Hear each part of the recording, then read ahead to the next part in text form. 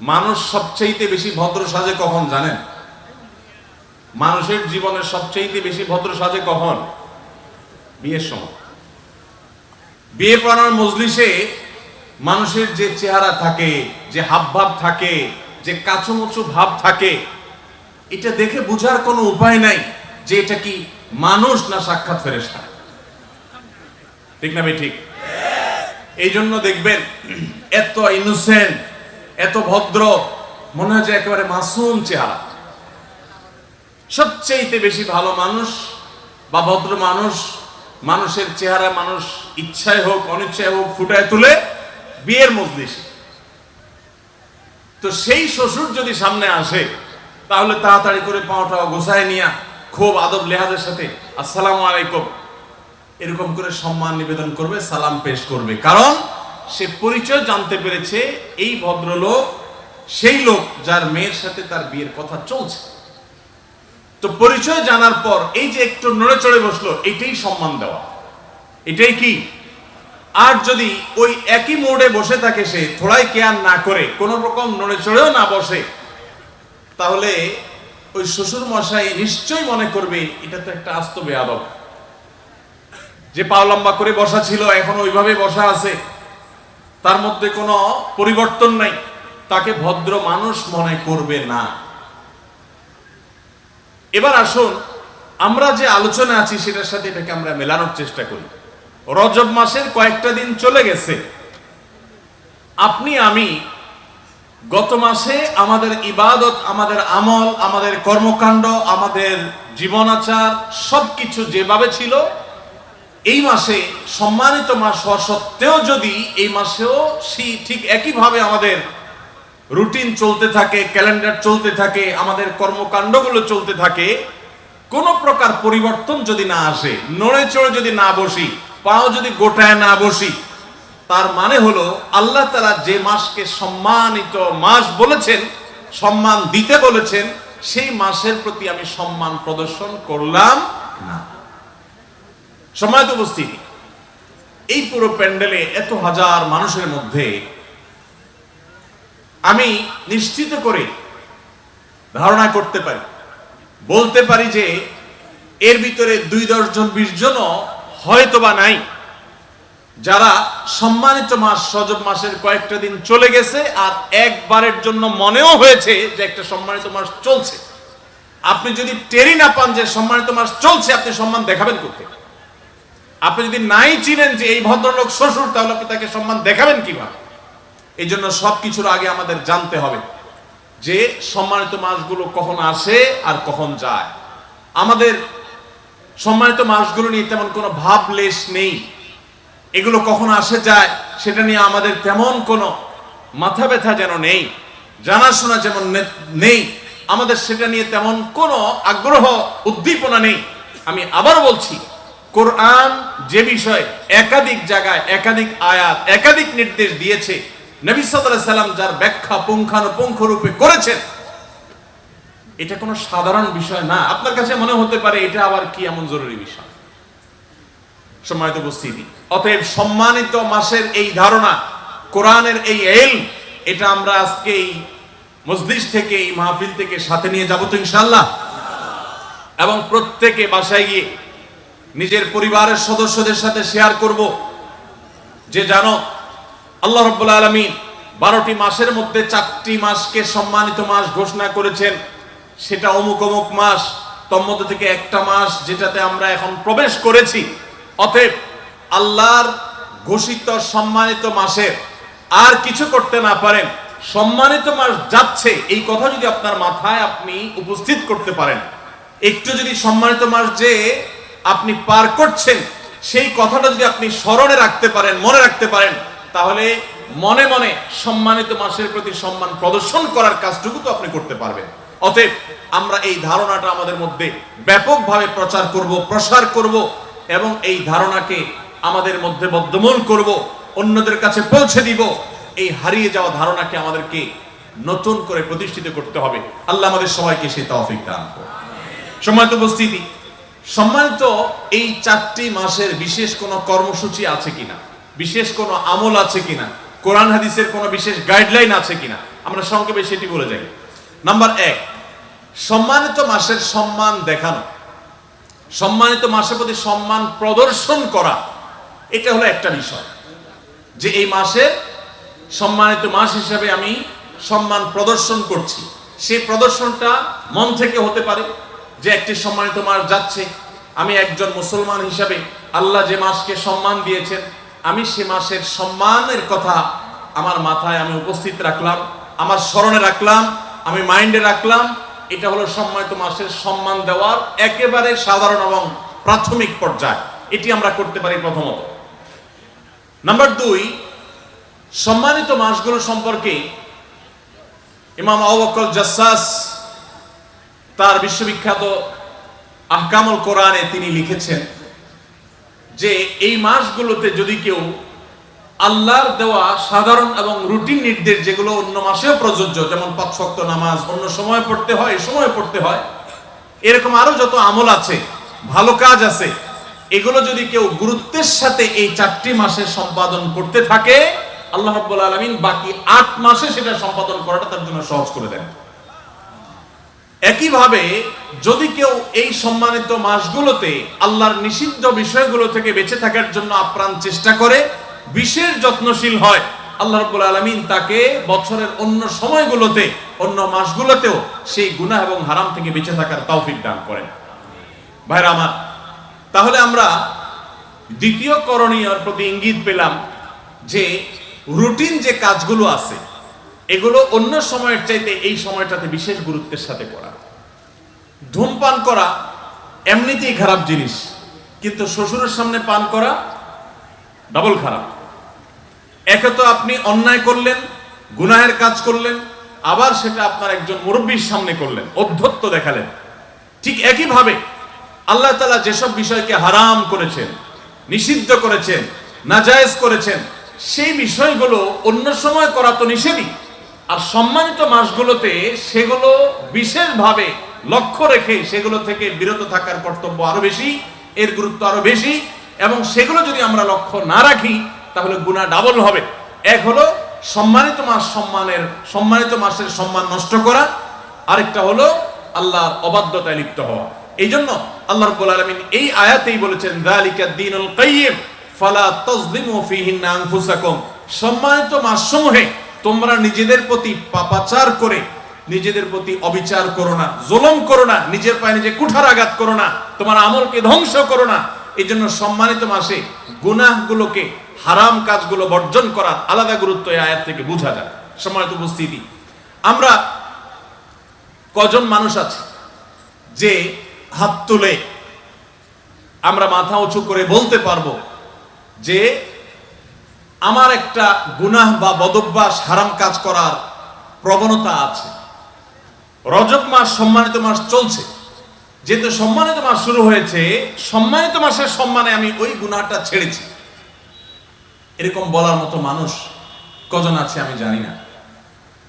আপনি হয়তো মোবাইলে হারাম জিনিস দেখেন, বদভ্যাস আছে, সম্মানিত মাস যাচ্ছে, সম্মানিত মাস চলমান আছে, আল্লাহ তাআলা যে মাসকে সম্মানিত ঘোষণা করেছে, সেই সম্মানিত মাসের মধ্যে যদি এটা করি তাহলে শ্বশুরের সামনে সিগারেট খাওয়ার মতো, ধূমপান করার মতো ডাবল অপরাধ হবে, বেয়াদবি হবে, অসম্মান হবে। আমি সেই কাজটা করছি, এই চেতনা থেকে, হারাম কাজ থেকে এই মাসে বিরত থাকা, এটা কোরআনের দাবি, এটা ঈমানের দাবি, এটা আল্লাহর প্রতি আমাদের সম্মান প্রদর্শনের দাবি, আল্লাহর নির্দেশের প্রতি সম্মান প্রদর্শনের দাবি। অতএব আমরা দ্বিতীয় করণীয় পেয়ে গেলাম যে সম্মানিত 4 মাসে রুটিন ভালো কাজগুলো, 5 ওয়াক্ত নামাজ ইত্যাদি, এগুলোকে বিশেষ গুরুত্বের সাথে করা, আর সম্মানিত মাসগুলোতে অন্য সব মাসে যেগুলো নিষিদ্ধ, হারাম, সেগুলোকে বিশেষভাবে বর্জন করার জন্য সংকল্প করা, সচেষ্ট হওয়া। আল্লাহ তাআলা আমাদের সবাইকে তৌফিক দান করেন। যাদের মনে থাকে না এই সম্মানিত মাসের বিষয়টা, তাদের জন্য আমার একটা পরামর্শ আর অ্যাডভাইস হলো যে আপনি কোন একটা কাগজে, কম্পিউটারে টাইপ করে কিংবা হাতে কলমে লিখে, কাগজে কলমে লিখে আপনার শয়ন কক্ষে, আপনার কর্মস্থলে, আপনার ডেস্কটপে, আপনার মোবাইল স্ক্রিনে রেখে দেন, সেটাকে সেট করে রাখেন যে সম্মানিত 4টি মাসের অমুক মাসটি চলমান আছে, বাস শুধুমাত্র এইটুকু যদি আপনি বারবার প্রতিদিন দেখেন বা নজরে পড়ে, আপনার ভেতরে ইমানি যে চেতনা আছে সেটা জাগ্রত হবে এবং ওই মাসের প্রতি সম্মান প্রদর্শনের অংশ হিসেবে তাকওয়া চর্চায় আপনি অগ্রসর হওয়ার সুযোগ পাবেন। আল্লাহ আমাদের সবাইকে আমল করার তৌফিক দান। সম্মানিত উপস্থিতি, এই মাসে যুদ্ধ বিগ্রহ হারাম ছিল। বেশিরভাগ মুফাসসিরগণের মতে এই বিধান রহিত হয়ে গেছে, মানসুখ হয়ে গেছে। তারপরেও কোরআনের আয়াত আমরা জেনে রাখতে পারি এবং অনেক মুফাসসিরদের মতে, অনেক উলামাদের মতে মানসুখ হয়নি। বিষয়টা হলো আল্লাহ সুবহানাহু ওয়া তাআলা বলেছেন, ইয়াসআলুনাকা আনিশ শাহরিল হারাম কিতালিন ফি কুল কিতালুন ফীহি কাবীর ইলা আখিরিল আয়াত। অর্থাৎ নবী সাল্লাল্লাহু আলাইহি সাল্লামকে জিজ্ঞাসা করা হয়েছিল যে সম্মানিত মাসে যুদ্ধ বিগ্রহ করার ক্ষেত্রে আল্লাহর বিধান কি। তখন আল্লাহ রাব্বুল আলামিন নবী সাল্লাল্লাহু আলাইহি সাল্লামের কাছে ওহী প্রেরণ করে জানিয়েছেন যে এই মাসগুলোতে যুদ্ধ বিগ্রহ করা এটা হারাম, আল্লাহর পথ থেকে মানুষকে বাধা দান করা শামিল। এই মাসগুলোতে আগ বেড়ে যুদ্ধ করা যাবে না। হ্যাঁ, যদি তোমাদের প্রতি যুদ্ধ চাপিয়ে দেওয়া হয় তখন রক্ষণাত্মক যুদ্ধ করতে পারবে। এই বিধানটা বেশিরভাগ মুফাসসিরদের মতে, ওলামাদের মতে রহিত হয়ে গেছে। যে সমস্ত ওলামাদের মতে রহিত হয় নাই, তাদের মতে আমরা এই আয়াতের উপরে আমল করা একটা অপশন হলো যে এই মাসের ঝগড়াঝাটি তুলনামূলকভাবে নিয়ন্ত্রণ করার চেষ্টা করা। আমরা কেউ যোদ্ধা নই, সরাসরি যুদ্ধে শামিল হওয়ার মতো সৈনিক আমরা কেউ বর্তমানে নই। অতএব আমরা যেটা করতে পারি সেটা হলো সম্মানিত মাসের সম্মানে মিনি যুদ্ধ, যেটা ঝগড়াঝাটি, গন্ডগোল, ফাসাদ, এগুলা না করি। অথচ আমাদের সমাজে ঝগড়াঝাটি, গন্ডগোল, ফাসাদ এটা আমাদের সবচেয়ে প্রিয় কাজগুলোর একটি। সব সময় আমরা করে থাকি। কখনো ধর্মের নামে করি, কখনো রাজনীতির নামে করি, কখনো বিভিন্ন নামে বেনামে করি, কিন্তু আমরা বিভিন্নভাবে ঝগড়ার সাথে সম্পৃক্ত। একসময় শুধু অফলাইন ঝগড়া হতো, এখন আমাদের ঝগড়ার বড় অংশ হয় অনলাইন, সোশ্যাল মিডিয়া, ফেসবুকে, এবং সেখানে কাদা ছোড়াছুড়ি হয়। মুসলমান একে অন্যের বিরুদ্ধে শক্তি ক্ষয় করে আর শয়তানকে হাসায়। আল্লাহ তাআলা আমাদের সবাইকে হেফাজতে থাকার তৌফিক দান করুন। সম্মানিত উপস্থিতি, তাহলে সম্মানিত মাসের কয়েকটি করণীয় সম্পর্কে আমরা ধারণা পেলাম। সেই সাথে আমরা এও জানলাম সম্মানিত মাসগুলোর স্পেশাল বা আলাদা কোনো নতুন কোনো করণীয় নাই, নতুন কোনো কর্মসূচি বা আমল নাই যেটা অন্য মাসে প্রযোজ্য নেই। রুটিন কাজগুলাই এই মাসগুলোতে একটু স্পেশাল গুরুত্বের সাথে করা, আর রুটিন নিষিদ্ধ বিষয়গুলোই বা অন্য সময় যেগুলো নিষিদ্ধ সে বিষয়গুলোই এই মাসে বিশেষ যত্নের সাথে বর্জন করার চেষ্টা করা। বাস এটা হলো আমাদের সবচেয়ে বড় কর্মসূচি। আল্লাহ আমাদের সবাইকে আমলের তৌফিক দান করুন। সম্মানিত উপস্থিতি, রজব মাস উপলক্ষে আরবের মুশরিকদের মধ্যে একটি বিশেষ প্রথা প্রচলিত ছিল, কুসংস্কার প্রচলিত ছিল, শিরক প্রচলিত ছিল। আর সেই শিরকটাকে বলা হয় আতিরার শিরক। বুখারীতে নবী সাল্লাল্লাহু আলাইহি সাল্লাম ফরা এবং আতিরা সম্পর্কে ধারণা দিয়েছেন। বিভিন্ন রকমের কুসংস্কার মক্কার মানুষদের মধ্যে ছিল। তোর মধ্যে একই হাদিসে দুটি কুসংস্কারের কথা উঠে আসছে। তার একটি হলো মক্কার মুশরিকরা তাদের ওট এবং বকরির প্রথম যে বাচ্চাটা হতো, এই বাচ্চাটা বড় হওয়ার পর এই বাচ্চাটাকে তারা জবে করত প্রতিমার নামে, প্রতিমাকে সন্তুষ্ট করার জন্য। এটা হলো ফরা। আর আতিরা হলো রজব মাস আসলে তারা প্রতিমাকে খুশি করার জন্য প্রতিমার নামে তারা পশু জবে করতো, এটাকে বলতো আতিরা। ইসলাম আসার পর সকল কুসংস্কার, সকল অন্ধকারকে ধুয়ে মুছে পরিষ্কার করা হয়েছে। নবী সাল্লাল্লাহু আলাইহি সাল্লাম পরিষ্কার জানিয়েছেন ইসলামে কোনো ফরা বা আতিরা বলতে কিছু নেই। ইসলামের সমস্ত পশু জবে করা হবে পশুর সৃষ্টিকর্তার নামে। কার নামে জবে হবে? আজও আমাদের সমাজে অনেক মাজারে, অনেক দরবারে, অনেক দরগাহে, অনেক পীর সাহেবদের দরবারে পীর সাহেবদের নামে মানুষ পশু জবে করে, যেটা সারা বিশ্বের সমস্ত উলামায়ে কেরাম যে বিষয়ে ঐক্যবদ্ধ এবং কোনো প্রকার দ্বিমত নেই যে কোনো মানুষের নামে কোনো পশু জবাই করা সেটা হারাম। আর কোনো পশু যদি কোনো মানুষের নামে বা আল্লাহ ছাড়া আর কারোর নামে জবাই করা হয় সেই পশুর গোশত খাওয়া হারাম। কোরআনে কারীমে আল্লাহ রাব্বুল আলামিন এক জায়গায় নয়, বহু জায়গায়, একাধিক জায়গায় হারামের যে তালিকা দিয়েছেন, হারামের যে সিরিয়াল উল্লেখ করেছেন, এর মধ্যে থেকে বলেছেন ওমা উহিল্লা লিগাইরিল্লাহ, আল্লাহ ছাড়া আর কারোর নামে যদি কোনো পশু জবাই করা হয়, সেই জবাই করা পশু যদি গরুও হয়, ছাগলও হয়, মোরগও হয়, হাঁসও হয়, অর্থাৎ হালাল প্রাণীও যদি হয়, যেহেতু নাম নেওয়া হয়েছে আল্লাহ ছাড়া আর কারোর, অতএব ওইটার গোশত খাওয়া হারাম। সেখানে পীর সাহেবের দরবারে যে অনেকে সে হারাম গোশত খেয়ে আসছে, পীর সাহেবের দরবারও যাওয়ার প্রয়োজন হয় না।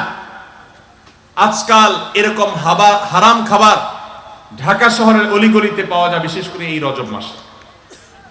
রজব মাসে মক্কার মসজিদদের মধ্যে যেরকম প্রতিমার নামে পশু উৎসর্গ করার প্রচলন ছিল, আফসোসের বিষয় প্রায় 1450 বছর পর এসে আজকের এই সময়ও মুসলমানদের মধ্যে ঠিক সেই রকম শিরক প্রচলিত আছে।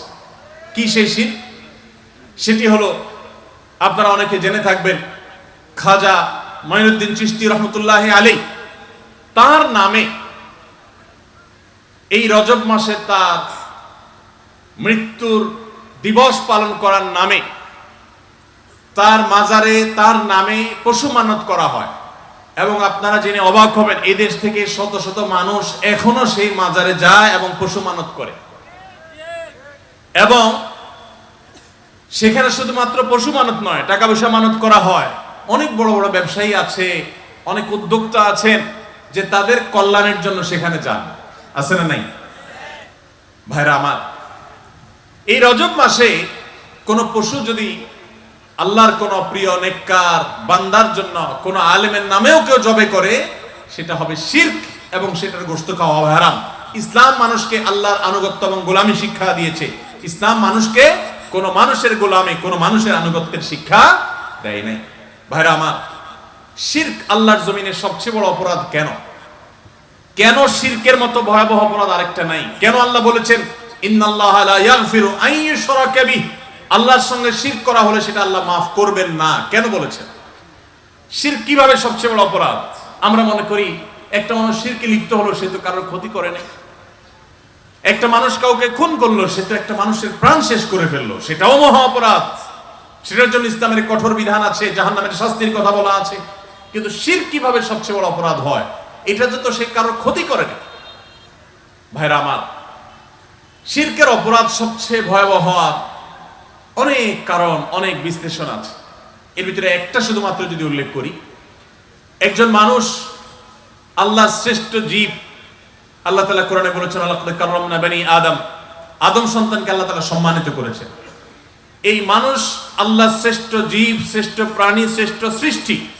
এই শ্রেষ্ঠ সৃষ্টিকে যদি কোনো মানুষের সামনে, কোনো প্রতিমার সামনে বা কোনো সৃষ্টির সামনে তাকে মাথা নত করতে বলা হয়, বা সে যদি নিজের মাথা কোথাও নত করে, তাহলে সে গোটা মানবতাকে অপমান করলো, সে গোটা মানব জাতিকে অসম্মানিত করলো, গোটা মানব জাতির অপমানের মতো করার মতো কাজ সে করলো। কিভাবে?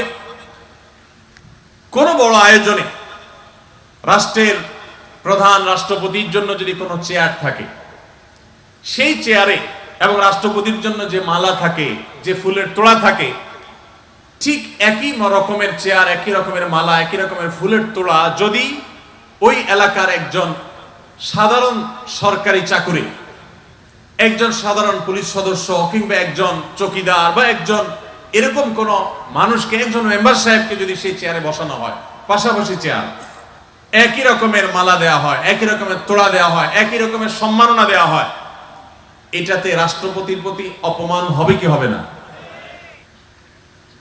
আল্লাহ রাব্বুল আলামিনের সাথে বান্দার পার্থক্য হলো সৃষ্টি আর স্রষ্টার পার্থক্য, অর্থাৎ কোনো তুলনাই চলে না। রাষ্ট্রপতিও মানুষ, ওই মেম্বার সাহেবও মানুষ।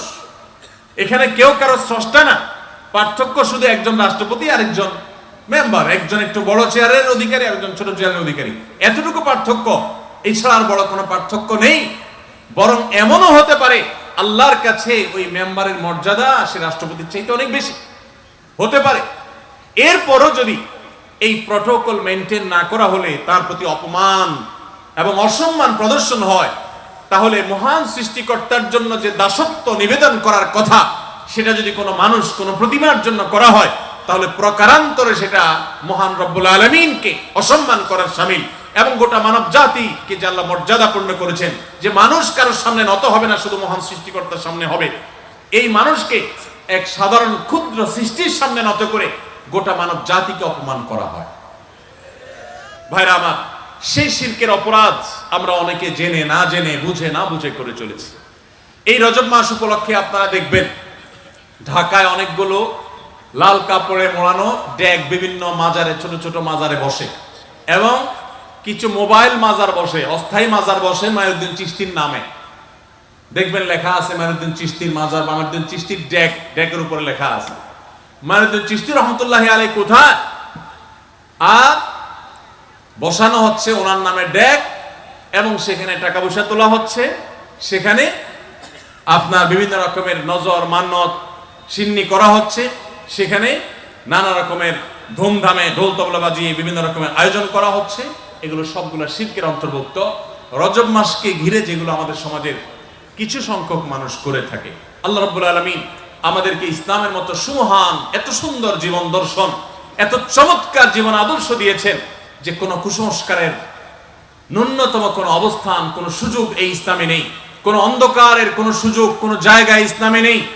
সেই ইসলাম পাওয়ার পর যদি আমরা কুসংরচ্ছন্ন থাকি, আমরা যদি কুসংস্কারে বিশ্বাস করি, আমরা যদি অন্ধকারাচ্ছন্ন থাকি, তাহলে এর চেয়ে দুর্ভাগ্যজনক আর কি হতে পারে। আল্লাহ তাআলা আমাদের সকলকে তাওহীদের পতাকা তলে একত্র হওয়ার তৌফিক দান করুন। আমাদের সবাইকে আল্লাহ তাআলা তাওহীদবাদী হওয়ার তৌফিক দান করুন। মুখে তাওহীদবাদী হলে চলবে না, আমাদের কর্মে, আমাদের চিন্তায়, আমাদের বিশ্বাসে, আমাদের মননে, আমাদের জীবনের প্রত্যেকটা ক্ষেত্রে তাওহীদের প্রতিফলন থাকতে হবে। আল্লাহ রাব্বুল আলামিন আমাদের সবাইকে সেই তৌফিক দান করুন। সম্মানিত উপস্থিতি, তাহলে সম্মানিত 4 মাসের যে ধারণা সমাজে অনেকটা হারিয়ে গেছে, সে ধারণাকে আমরা পুনর্জীবিত করব, অন্যদের মধ্যে প্রচার করব। নিজে মরণ পর্যন্ত প্রতি বছর কখন কোন মাস আসছে আমরা জানবো, লক্ষ্য রাখবো। বিশেষ করে হিজরি বর্ষের মাসের আগমন গমন কখন আসে কখন যায় সেটি আমাদের মাথা রাখা কর্তব্য। অথচ বেশিরভাগ মানুষ আমরা জানিও না যে হিজরি বর্ষের কোন মাস এখন চলছে, কোন মাস গেছে, কোন মাসের কত তারিখ, ন্যূনতম কোনো খোঁজ খবর আমাদের নাই। এটা আমাদের উপরে ফরজে কিফায়া। যদি সমাজের কিছু মানুষও যদি হিজরি সনের গণনা না সংরক্ষণ করেন, তারিখ সংরক্ষণ না করেন, গোটা সমাজের সমস্ত মানুষ গুনাহগার হবে। আমাদের দেশে এখন এই চাঁদ দেখার দায়িত্ব, হিজরি সনের সন গণনা, তারিখ গণনার দায়িত্ব আমরা সবাই দিয়ে দিয়েছি জাতীয় চাঁদ দেখা কমিটির উপর।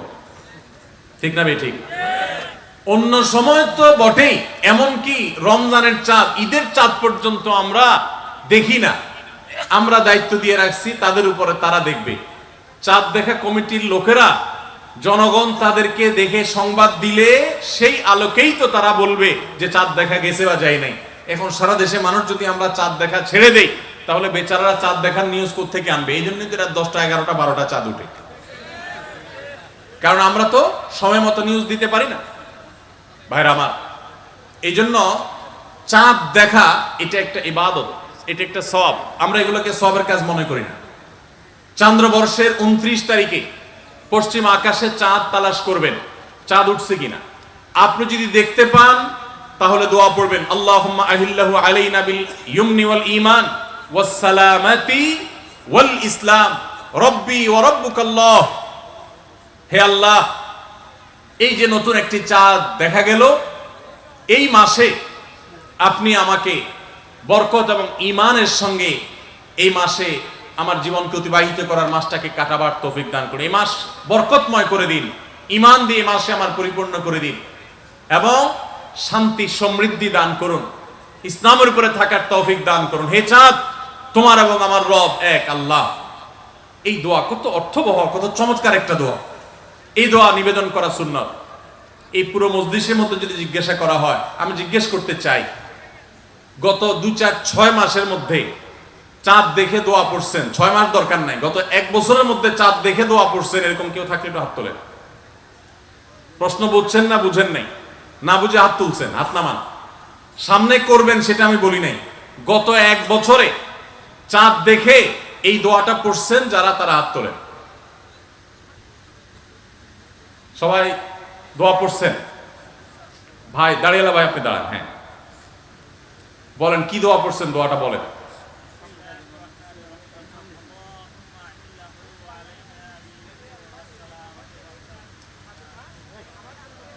পুরাপুরি হয় নাই, পুরাপুরি হয় নাই, অনেকটা আপনি বলছেন, বোঝা গেছে যে আপনি ঘাবড়ায় গেছেন।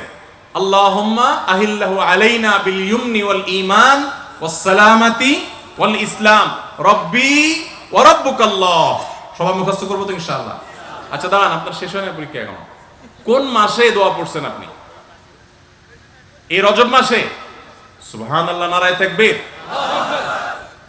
মাশাআল্লাহ মাশাআল্লাহ, আল্লাহর বান্দারা এখনো আছে মাশাআল্লাহ। আল্লাহ তাআলা আপনাকে তৌফিক দান করুন। কই দোয়ার বই কই? আসেন এদিকে আসেন, আপনি একটা পুরস্কার দেই।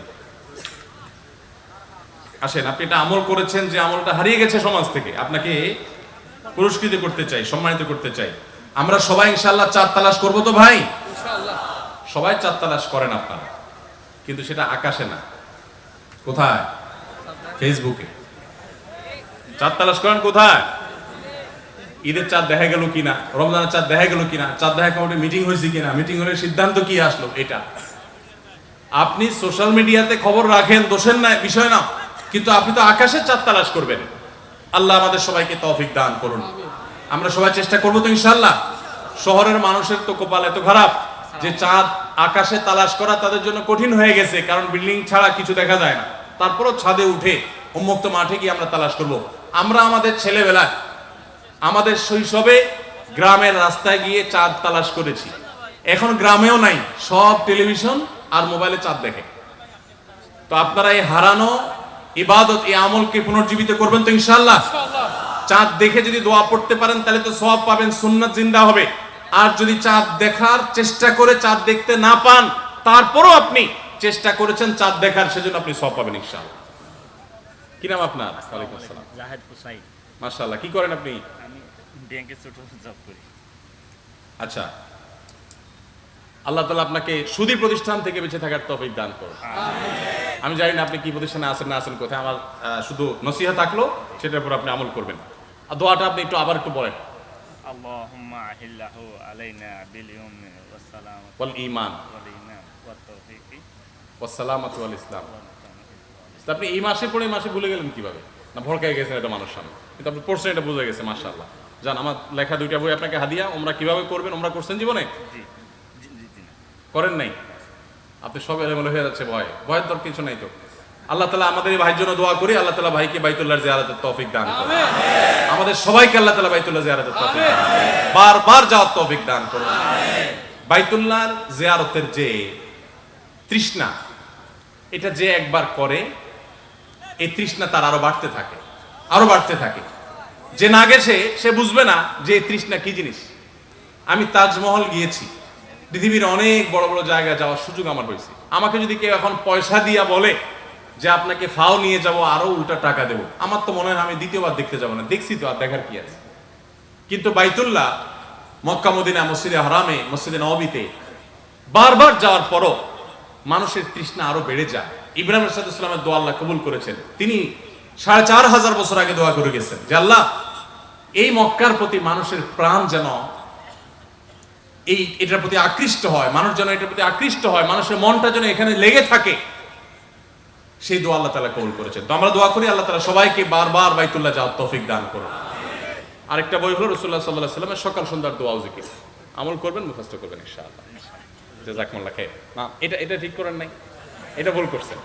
বলে দিই, আপনি যেহেতু করছেন আপনাকে শোনাই দিই, শুনেন।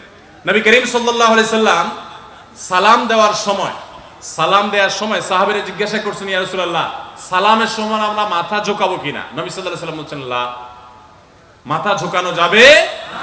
এ মাথা শুধু ঝুঁকবে কার সামনে? আর কারো সামনে ঝুঁকবে না। যারা বিভিন্ন মতবাদ, বিভিন্ন বাদ, বিভিন্ন দল, বিভিন্ন গোষ্ঠী, বিভিন্ন স্বার্থের কাছে মাথা নত করে, এরা তো দুনিয়ার গোলাম।